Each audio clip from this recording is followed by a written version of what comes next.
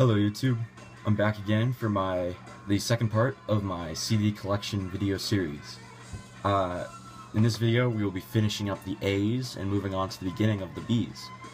In the background we are listening to Rush's Moving Pictures, which I picked up from Half Price Books for $3. As you can see, it's a fairly beaten copy, but jacket that is.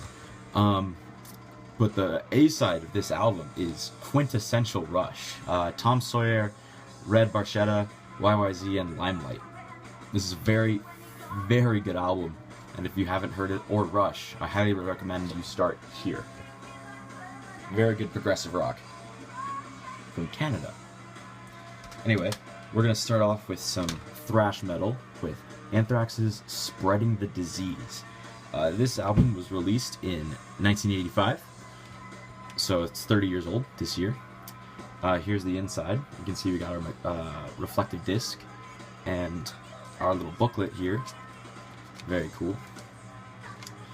Some notable tracks on this album: Madhouse, The Enemy, Armed and Dangerous, and Medusa is a very good song on here. It's very notable for its drumming at the beginning. It's just insanely fast and will knock you on your ass, so to speak. So yeah, Anthrax is Spreading the Disease. Fantastic album. Also by Anthrax, we have Attack of the Killer Bees. I picked up this CD just maybe a week ago. Very cool. Here's the inside. You can see the disc. It looks kind of like some old promo. I mean, this album came out in '91. Little booklet in here. Yeah. Some interesting selections on here. Protest and Survive, NFB, Bring the Noise, just crazy good song. Notable for Anthrax's,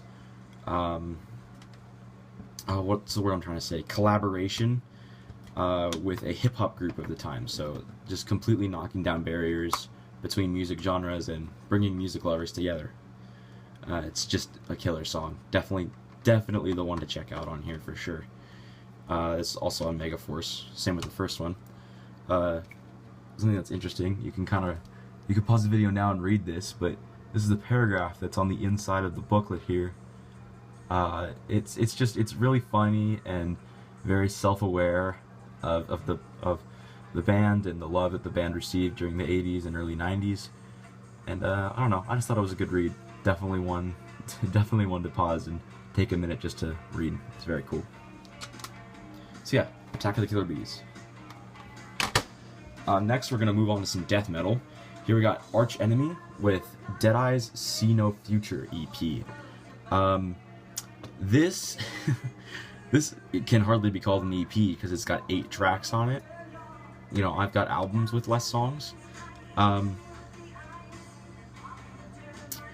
Anyway, what's cool is 3 of the tracks on here are live in Paris from 2004. And there's also a cover, as you can see back here, of Symphony of Destruction by Megadeth, which is a very good song as well. So this is definitely a good CD to check out. Kill with Power, Symphony of Destruction, and We Will Rise, the live version, are very good tracks. Here's the inside. Flip that over. A lot of my CDs are upside down. You can see I got the inverted cross here and some burning ones. Booklet. So yeah, this is pretty cool. This was kind of my intro to Arch Enemy as a band, and I think it's a good place to start if you want to really get a feel of how they are. Also notable, this is like I said, this is a death metal band. It's female led, so very cool. It's also a supergroup. I'm not exactly sure who the original members were, but I know that the first singer was a male. Then on this album had their second singer, who's female, and then their new singer, which they picked up either 1 or 2 years ago, is also female. So I don't know, it's kind of cool. It's just like an interesting little thing about the band. Moving on, we got As I Lay Dying, Shadows Are Security. This is where the lines between death metal and metalcore kind of blend a little bit. this being kind of a fusion of the two. Some notable tracks on here are Meaning and Tragedy, The Truth of My Perception, Through Struggle, and Illusions, the final track on the album, are very good songs. Definitely ones to check out. Here's the inside. Very cool disc. It's very similar to the artwork, as you can see. Disc, artwork. So, pretty cool. Here's just the little booklet. Nothing too special there. If you... I don't know, I think it's just got some really cool album artwork, very colorful. Not something you see a lot in death metal, so color is always cool, always nice. Let me see if I can't just completely fuck up putting the booklet back in. Oh yeah, so As I Lay Dying, Shadows Are Security. This is a good one to check out. I picked this up for like $2 or $3 used, so definitely a good purchase. Moving on, we're gonna hit some albums from the same band. It's a very good band. They play many different genres, starting off with metalcore, and now play something more along the lines of kind of 90s-esque metal, but it's just, you know, it's unique, and that's a really good thing about bands, is when it's hard to describe them. You can't really see it, but on my wall right there is a poster of the band. I don't have any of the albums that the poster is actually based off of, which is kind of ironic, but starting off, we got Avenged Sevenfold with Live in the LCB, Diamonds in the Rough. This is a digipack. It's, as you can see, I'm missing one. I'm missing the DVD. It's supposed to be 2 disc CD DVD. This is a cool album. On the CD, that's notable. The DVD is just basically a compilation of hits. But for the CD, some notable songs are Girl I Know, Flash of the Blade, which is an Iron Maiden cover, which is very cool.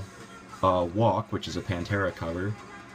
Dancing Dead, and the last 2 tracks in the CD, Almost Easy and Afterlife, are different versions and mixes of 2 of the hits from the album that came previously to this one, which was their self-titled.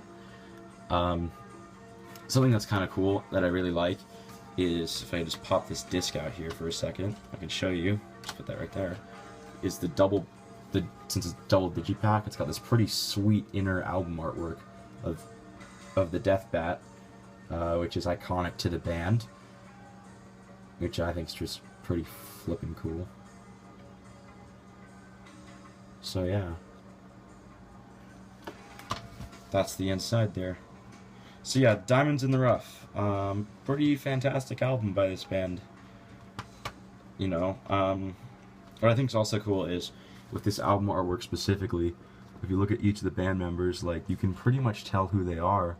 Like, there's Sinister Gates, and that's M Shadows, and there's the Rev, there's Zaki Vengeance, and there's Johnny Christ. You can pretty much tell who these different people are, because their skeletal artwork looks so much like they do in real life. So I think that's just a good artistic choice. Moving on, we got Avenged Sevenfold, Nightmare. This album was released in 2010. If you look closely, you can see on the tombstone right there, it says Forever. And a Rev in the name is capitalized and kind of, you know, pulled out a little bit.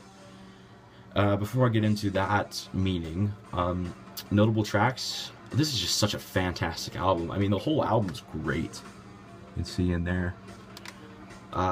Nightmare, Welcome to the Family, Danger Line, Buried Alive, Natural Born Killer, God Hates Us, Tonight the World Dies.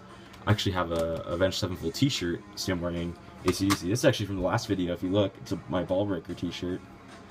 So, there you go. I actually have a Avenged Sevenfold t-shirt that has Tonight the World Dies written in just utterly massive letters, like this big probably, just down the whole back. But yeah, so this is pretty cool. If you look at the inside here, the inside of the booklet has an hourglass, and the album just is just like 1.5 million skulls, and it says Nightmare right there. And if you pop off the album, it's got a picture of the band with the Rev in the middle here, and it says on its back Sullivan. It's got the number 0, and it says under this little QR label thingy, rest in peace, Jimmy the Rev Sullivan, and it's got his birth date and his death date. Towards the end of 2009, right at the end right here, January's the beginning of the year. I'm sorry, it's late. I'm doing this in one take. December 28th, 2009, the Rev was found dead in his home due to natural causes, which means drug overdose. You know, I mean, that was 6 years ago, but this guy was just such a fantastic drummer, and especially in songs like Nightmare and Danger Line, you hear that, and it's just, you know, it's just kind of sad, because he was a young guy. I think he was 28,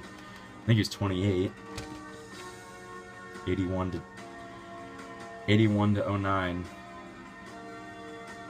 so he was 31, okay, so a little bit older than I thought, but,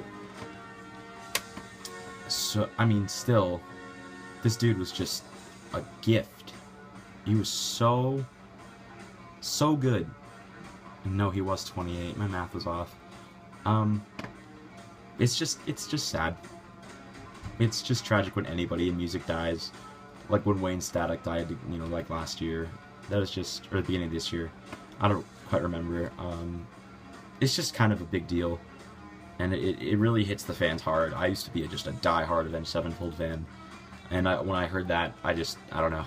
I just went into like a 2-day depression. It was bad news. Anyway, not to be super sad. This is their follow-up release. Hail to the King, with half the Death Bat logo here. Pretty standard black. Notable tracks on here: Shepherd of Fire, the title cut. This Means War is such a good song. Crimson Day, Planets is a good song too.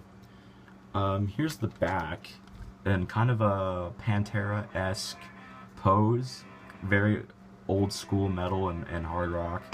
And that's the way this album sounds. It's completely different than Nightmare. Nightmare is definitely more heavy metal, metalcore. This is classic heavy metal, like Maiden, Priest, Motorhead, like those type of bands. Those feel that kind of feel you get with a sense of musicianship. That's what's on here.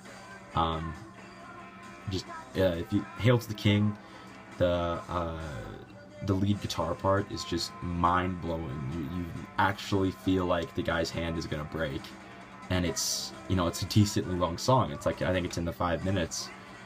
I guess I don't have the disc for this. I'm not sure why. But what's cool is, so, I mean, it doesn't matter, it was just a black disc. But if you look in here, see the king with the wings and the crown and the sword. He's on a throne of skulls. This was the original artwork for the album, and it was in color, and it was really cool. It was very fantasy, kind of. And I don't know, I really dug it. They actually, when the title track, Hail to the King, got released as a single, they released it with this being the cover art. And I ended up buying a t-shirt with that, because I love this cover art. I think it's awesome. I like it way more than this cover art. So, and what's kind of cool is if you take this and you open it up, you got the full Death Bat. So this is what is on the poster in the back there. It's this with Avenged Sevenfold written on the top and the bottom. Yeah, just some cool stuff. This is from the Avenged Sevenfold animated series, which you can find on YouTube. And just some cool stuff like this. They released a door-length poster with this artwork on it. So, I mean, I think all in all, Avenged Sevenfold knows what they're doing. They obviously have a huge following, and you know, between these 3 albums plus a lot of their earlier work, like City of Evil, they definitely have a very respectable discography, whatever you want to call it. So, definitely a band to check out. I'll leave a couple tracks from this band in the description for you to look at, as I do with all the albums. Moving on. This is going to be a long video, I'm sorry guys. We got the B-52s with Cosmic Thing. Believe it or not, this is the second time I've bought this album, because my first copy just got completely destroyed. But obviously notable track on here is track number 4, Love Shack. Everybody knows Love Shack. It's just crazy and awesome. Here's the inside. Booklet, standard, with the rainbow fade and the disc. Yeah, this is just a really good kind of. It was, I believe it was recorded in the 80s. Let me see. Yeah, 1989, so late 80s, but it feels like early 80s, if that makes any sense. Like, it's kind of got that vibe to it with just the kind of like the carefree, will-free, you know, gonna do whatever I can, party sort of thing. And it's just a fun album. It's really fun to listen to, especially since I listen to mostly hard rock and heavy metal. Speaking of a different genre than hard rock or heavy metal, here I got in a little slipcase Bad Religion's Christmas songs. You can see right there. The reason I have it in a slipcase like this is because I actually, story behind the album, on Amazon for Christmas last year, I ordered it as a vinyl, and I ended up giving the vinyl to one of my best friends for Christmas. The record just ended, so I'll try and wrap this up pretty quick. But yeah, this is a great collection of songs. They're all covers of really old Christmas songs, and it also includes Bad Religion's American Jesus. So I'll definitely pick a song on there for you guys to check out. But this is just showing some versatility that Bad Religion really has. Henry Rollins, those other guys. I'm a huge fan of Henry Rollins for both music and for acting. So he played Darby in Sons of Anarchy. So if you want to know him from somewhere, that's definitely a good one to pick. And rounding off this, we got a very beaten and destroyed copy of Bare Naked Ladies Stunt. This is from 1998. It was bought in 98. This is my parents' old copy, and it's just I can honestly say this is one of the albums I'm going to show you that I actually don't like that much. The reason I do have it is because I do enjoy Alcohol and One Week, and it's good. It's a good pop album, but good and pop don't really belong in the same sentence, so take that with a grain of salt. As with all my albums, I will leave a track to the bottom. Here's what the inside looks like. Little booklet here. And yeah, anyway, those were the 10 albums for this video. I've been rambling for almost 19 minutes, so if you watched it to the end, leave a comment and give it a like, and I will see you guys next video. In a couple days, I'm expecting to get a vinyl to come in, so I'll do an unboxing video for that, and put that up. So expect my next video to be in a couple days. Anyway guys, thank you for watching. Like I said, if you enjoyed the video, please give it a like, and I will see you guys next video.